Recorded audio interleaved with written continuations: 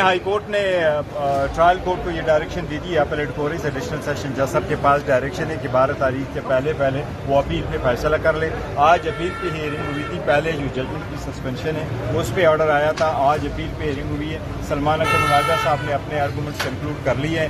اب منڈے کے لیے گیا ہوا انشاءاللہ تعالیٰ مارننگ 9 بجے کیس ہوگا. ہمیں امید ہے انشاءاللہ تعالیٰ یہ کیس کنکلوڈ ہوگا تو ہمیں انشاءاللہ تعالیٰ ریلیف ملے گی. یہ ہسٹری میں پہلی مرتبہ ایسا کوئی کیس آیا ہے جو کبھی آنا نہیں چاہیے تھا. یہ پولیٹیکل وکٹمائزیشن ہے. خان صاحب پہ پریشر ڈالنے کے لیے تھا, خان صاحب کو کمپرومائزنگ پوزیشن پہ لانے کے لیے تھا, لیکن الحمدللہ خان صاحب اسٹرانگ ہے. وہ کبھی کمپرومائزنگ پوزیشن پہ نہیں آئے رہے. وہ اس قوم کے لیے کھڑے اور کھڑے رہیں گے انشاءاللہ. یہ فرسٹ ٹائم ہے زندگی میں کوئی ایسی ذاتی نوعیت کا کیس جس میں عورت کو بھی شامل کیا گیا. اس کا مقصد صرف یہ ہے کہ خان صاحب پہ پریشر ڈالے. ہم سمجھتے ہیں یہ بیس لیس کیس ہے. انشاءاللہ تعالیٰ عدلیہ سے ہمیں امید ہے انشاءاللہ تعالیٰ ہمیں انصاف ملے گا. دیکھیں, ہم نے بڑی مفصل بحث کی ہے اس پہ. ہماری عدالتوں کے سپریم کورٹ, ہائی کورٹوں کے فیصلے ہیں.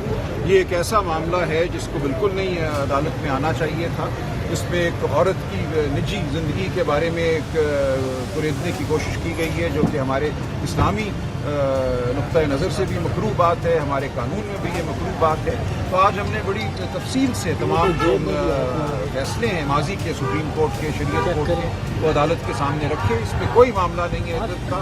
ہماری جو گواہی ہے, ہماری جو پوزیشن ہے وہ اپریل 2017 میں طلاق ہو چکی تھی اور 1 جنوری 2018 کو دوسرا یہ نکاح ہوتا ہے. کسی صورت بھی اس نکاح میں کوئی سکم نہیں تھا اور یہ ایک من گھڑت کیس 1 سال کے بعد بنایا گیا خابر مانیکا کے ذریعے. اور اس کی وجہ جو ہے سب کے سامنے ظاہر ہے. گوہر صاحب نے جیسا کہ کہا کہ یہ ایک سیاسی حربہ ہے اور یہ سیاسی حربہ انشاءاللہ ناکام ہوگا. دیکھیے, مرکزی اپیل میں اور معاملات ہوتی ہیں. وہاں صرف اتنا کہا ہے عدالت نے کہ چونکہ مرکزی اپیل کا فیصلہ ہونے والا ہے معطل نہیں کرتے, تو اس کی انشاءاللہ ہمیں امید ہے. مگر ایک دفعہ دوبارہ امید بنا کے اسی کورٹ میں انہیں جج صاحب کے پاس دوبارہ اپیل کی سماعت شروع ہو چکی ہے. سلمان اکرم راجہ صاحب اپنے دلائل عمران خان صاحب کے بہاف پر دے چکے ہیں. اب ہماری باری ہے, میری باری ہے on behalf of the Mrs of Mr Imran Khan, Bushra Imran Khan صاحبہ کے بہاف پر. اب تاریخ جو ہے آئندہ وہ منڈے کے لیے چلی گئی ہے. جو مین آج دلائل ہوئے سلمان راجہ صاحب کی جانب سے وہ پیریڈ آف عدت پہ اور قانون کیا کہتا ہے, اسلامک ویوز کیا کہتے ہیں اس کے اوپر. مگر آج جو پریلیمنری میں نے جج صاحب کو اپنے کیس کا ایک اوور ویو دیا ہے, میں نے انہیں یہی کہا ہے کہ آپ نے اپنے آپ کو اس اپیل میں صرف پیریڈ آف عدت پہ نہیں کنفائن کرنا. اس میں اور بڑے فنڈامنٹل فلاز اور پنکچرز ہیں اس پورے کے پورے استغاثے میں. مدعی جو ہے وہ قابل یقین ہی نہیں ہے. اس کو 2000 دنوں کے بعد وہ ایک استغاثہ دائر کرتا ہے, ایک ایسے استغاثے کو جو پہلے خارج ہو چکا ہوا ہے. اور جو گواہوں کی بھی سپورٹ اس میں لیتے ہیں وہ بھی ایسے گواہ ہیں جو پولیٹیکل رائیولز ہیں. اون چودھری صاحب, اب آپ کو جیسے کہ معلوم ہے کہ وہ ایک دوسری سیاسی جماعت میں انہوں نے الیکشن کنٹیسٹ بھی کیا اور وہ سمہاؤ وہ جیت بھی گئے وہ الیکشن. تو بات یہ ہے کہ اگین عدت اور نکاح case is an of shoot, is politically motivated. اور آج دن تک جو عمران خان صاحب کی لیگل ٹیم کا اچیومنٹ ہے, میں آپ کو وہ ضرور بتانا چاہوں گا. وہ ہمیں ان عدالتوں سے وہ ریکگنیشن ملے یا نہ ملے, مگر کل یونائٹڈ نیشنز سے ضرور ملا. جب یونائٹڈ نیشنز نے اپنی ایک سروے کروائی ہیومن رائٹس کی وائلیشن پہ اور ان کی فائنڈنگز تھی کہ عمران خان صاحب کے اوپر جو کیسز ہیں وہ وداؤٹ لیگل بیسز اور تمام کے تمام کیسز پولیٹیکلی موٹیویٹڈ ہیں. 2 cases I am sure watch dogs of the United nations نے سائفر بیٹھ کے پورا سنا ہے, توشہ خانہ بیٹھ کے پورا سنا ہے. تو روز وہ کیسز کو فالو کرتے ہیں اور اپنی ایک کانفیڈینشیل کمپریہنسو رپورٹ بناتے ہیں. اور کیوں نہ بنائیں وہ report. After all this is the case of the former prime minister of Pakistan and also the cases of P T I chairman, largest political party ہے پاکستان کی, جن کی لینڈ سلائڈ وکٹری ہوئی ہے حالیہ الیکشنز میں. تو یہ بالکل درست یونائٹڈ نیشنز کی بڑا کوائٹلی اور بڑا اسموتھلی, ہمیں تو علم ہی نہیں ہے کہ وہ کب آ کے سائلنٹ اسپیکٹیٹرز آ کے ان تمام اس تماشے کو دیکھ کے انہوں نے اپنی رپورٹ کمپائل کی اور کل انہوں نے ریلیز کی. اچھا یہ بتا دیجیے گا کہ دیکھیں وہ آج کالی بلی کا تذکرہ تو اس طرح تھا کہ عمران خان صاحب کے کیس میں ایک دفعہ ہم جج صاحب کی کورٹ میں آئے تو عین عدالت میں جانے سے پہلے کالی بلی راستہ کاٹ گئی.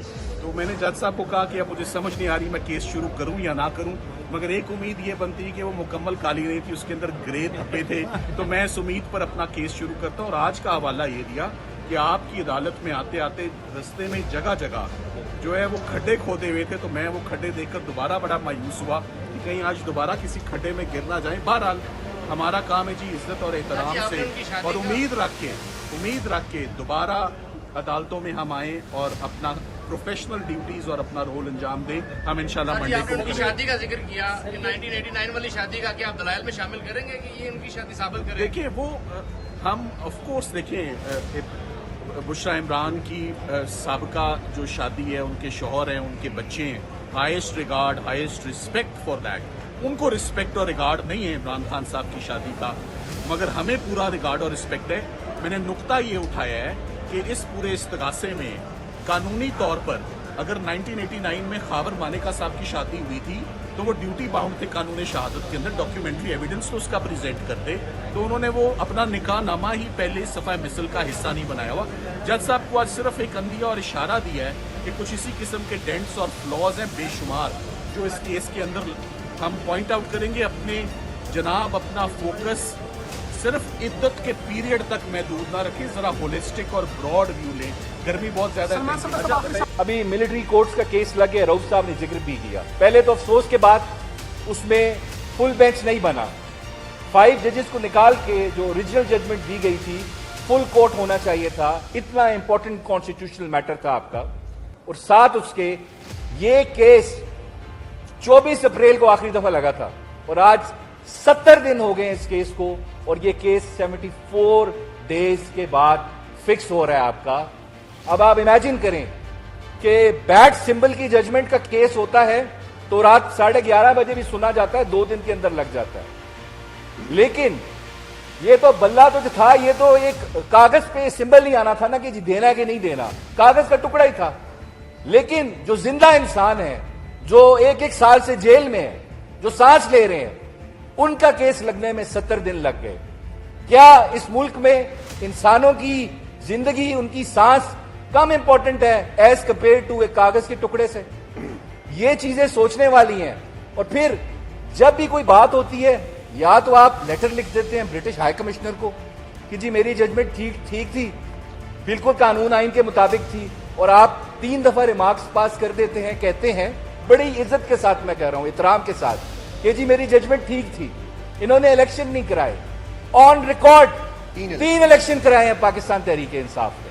الیکشن کمیشن کیا اسی سکیل پہ جج کرتا ہے پی ٹی آئی کو جس طرح اے این پی کو جج کیا ہے, اس طرح مسلم لیگ نواز کو جج کیا ہے, پیپلز پارٹی کو جج کیا ہے؟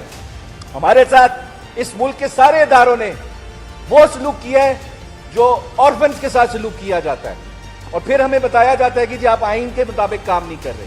اچھا, اس میں آخری بات, آپ نے ججمنٹ دے دی, اب بات ختم ہو گئی, اس کا ریویو ڈیسائیڈ بھی ہو جائے گا.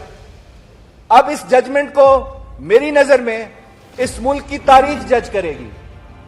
آپ اگر وہ دنیا کی سب سے لمبی کتاب جو ہے نا, مارسل پاؤسٹ ہے, فرینچ رائٹر ہے, اس نے لکھی ہے, اس کے اندر کوئی 10 لاکھ کریکٹرز ہیں. اتنی بڑی کتاب ہے, ہزاروں پیجوں پہ.